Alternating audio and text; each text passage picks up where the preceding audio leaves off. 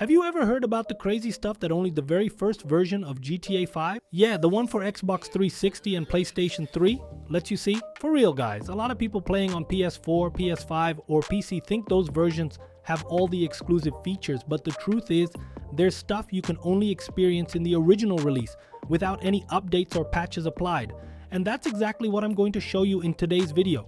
I've put together a compilation of things that only exist in the initial version of the game, untouched by updates.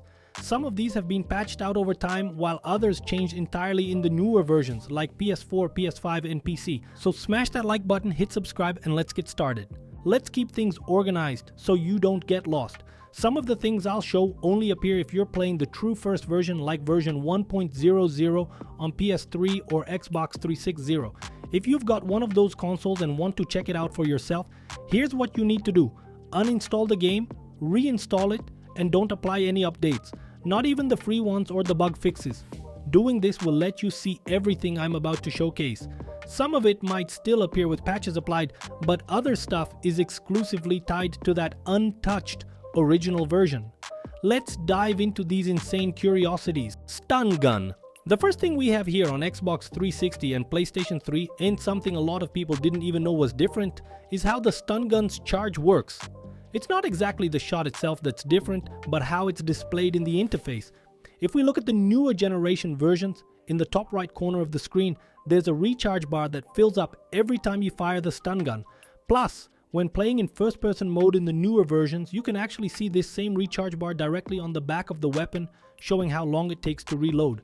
Now, if we go back to the very first version of the game, version 1.00 on PS3 or 360, things are completely different. Instead of a recharge bar, what you see in the top right corner is a percentage bar which works in a totally different way. And on the weapon itself, in version 1.00, there's no bar on the back of the stun gun. However, in updated versions on PS3 and in all newer generation versions, you can clearly see the charging bar directly on the weapon. Another thing that was super mysterious back when the game launched and remained that way throughout the PlayStation 3 and Xbox 360 generation is a mysterious tombstone that appeared on a mountain near Fort Zancudo. This was a hot topic in 2013 and 2014 when GTA 5 mysteries were at their peak. This grave sparked countless theories and people went crazy trying to figure out what it meant. At the time, many players already suspected that the tombstone wasn't actually a mystery but rather a development error. The idea was that it ended up there by mistake without any deeper meaning. This suspicion was pretty much confirmed when the first version of the game for PlayStation 4 was released. Starting with that generation, PS4, Xbox One, PC and PS5, the tombstone was completely removed, reinforcing the theory that it was a developer oversight or something that wasn't meant to be there in the first place. What's even more intriguing though is that even knowing this now, the developers never removed the tombstone throughout the PS3 and Xbox 360 generation, leaving this detail as one of the most iconic mysteries of that version. Another really cool feature that existed in the first version of GTA 5 exclusive to PlayStation 3 and Xbox 360 was the own integration between GTA Online and story mode Puis. This only lasted during that era and it was such a wild concept.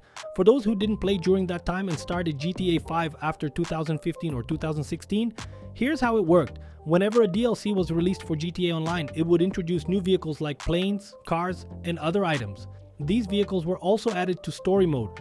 This meant you could use vehicles like the Zentorno or planes like the Luxor in the offline mode, items that weren't originally part of the base game but were included through update patches. This setup was very different from the modern versions. On PS4, PS5 and PC, the vehicles from those DLCs are already included in the game as standard content. However, if you play the first version of GTA 5, version 1.00 with no updates, you'll notice that the number of available vehicles was extremely limited. As updates rolled out on PS3 and 360, this went up to version 1.27. New vehicles were added to both online and story mode. Sadly, over time, this concept was abandoned. Nowadays, GTA Online boasts thousands of vehicles, while story mode remains stuck with a much smaller selection. It was a unique era that left some amazing memories for those who played during the older generation. Now let me drop something here that honestly almost no one noticed. It's kind of like the stun gun thing, but I bet even those who played GTA 5 back in 2013 didn't catch this. When you got into a Buzzard attack chopper, the one with missiles, the missile targeting system was completely different. In the initial version of the game, without any patches, the targeting was just a simple dot, like the standard aiming reticle for regular weapons. Even with guided missiles, there wasn't that square lock-on we're used to today. This made things way harder, especially when trying to hit another helicopter. This was later adjusted. For example, in patch 1.27 on PS3 and Xbox 360, the reticle was swapped out for the square lock-on we know today, making it much easier to see and lock onto targets. But here's an interesting twist. Even in the very first version of GTA 5, without any updates, you could manually change the targeting system. All you had to do was go into the game settings and switch the aim mode from simple to complex. This didn't just change the weapon aiming, it also affected vehicles, including the Buzzard. With this tweak, the Buzzard's aim went from the hard-to-see dot to the square lock-on we see in newer versions.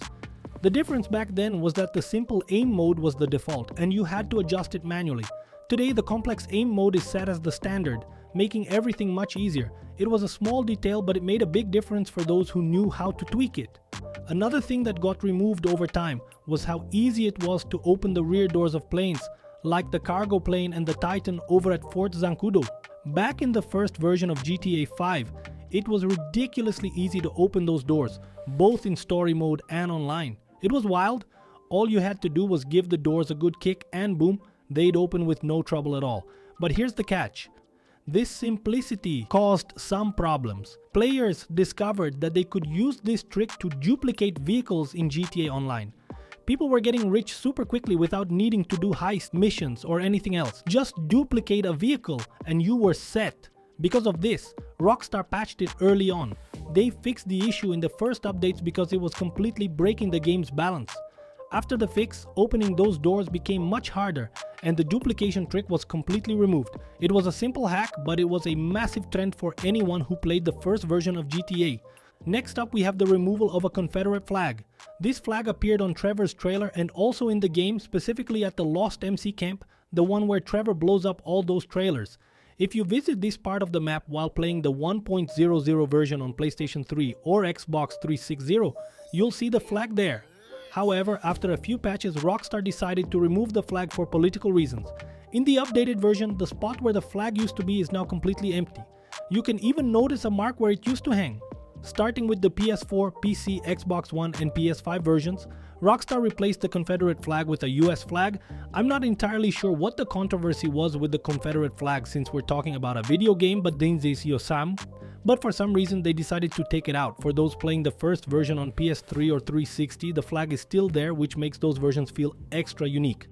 Removed sculpture at Los Santos Beach. When we talk about GTA, we're talking about a parody of real life in almost everything. Everything in GTA is a reference or parody of something real, whether it's the observatory, the city, the cars, you name it, it's based on something. And most of the time this is accepted without much issue. At least in my opinion, it's pretty easy to see it that way. However, not everyone likes seeing their work replicated in a video game. A good example of this is a sculpture that used to be on the beach in Los Santos, which in real life is based on a work by the artist, Mark Di Suvero. I think that's how you pronounce it. This sculpture was un scarf removed from the game after the artist sued Rockstar. If you play the Hammei 1.00 version of GTA 5 on PS3 or Xbox 360 size, you'll still see the original sculpture made of several metal beams and very distinctive in style. It's located here on the map at the Los Santos Beach. However, if you apply any updates to the game, even on PS3 or 360, the sculpture gets replaced with a rusty wall. From the newer versions, PS4, PS5, PC and Xbox One, that wall has become the permanent replacement for the sculpture. But if you have the original PlayStation 3 or 360 version with no updates, you can still spot the original sculpture. It's yet another exclusive feature of the early versions of the game. And speaking of crazy stuff, here's another mind-blowing detail you can only see on the Xbox 360 or PS3 versions of GTA 5. This one doesn't depend on the patch, whether it's version 1.00 or the last update, it's still there. A face on the mountain which, according to some theories, is a reference to a character from Breaking Bad.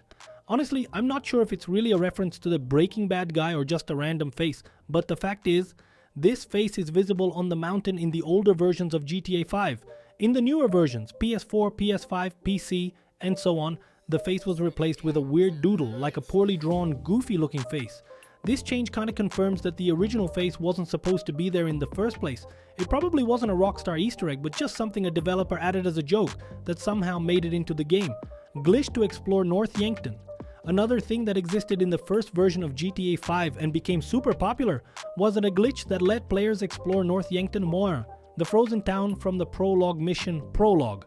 Everyone wanted to access this area in free roam, but Rockstar never made it officially available. In version 1.00 of the game, there was a super easy glitch that made North Yankton accessible. From what I understand, players needed to complete the mission Prologue, join a GTA Online job, exit the session, and boom, North Yankton would be unlocked. All you had to do was grab a helicopter and fly there, and you could explore the town freely. Because this glitch was so quick and easy, once players discovered it, Rockstar patched it very quickly. They clearly don't want anyone exploring this area in free roam. That said, today there are still methods to access North Yankton, both on older and newer generations. In fact, I've got a video on the channel showing a method to access North Yankton that still works in 2024. Rockstar keeps trying to patch these bugs, but some are either too complicated to fix or they've simply given up on them.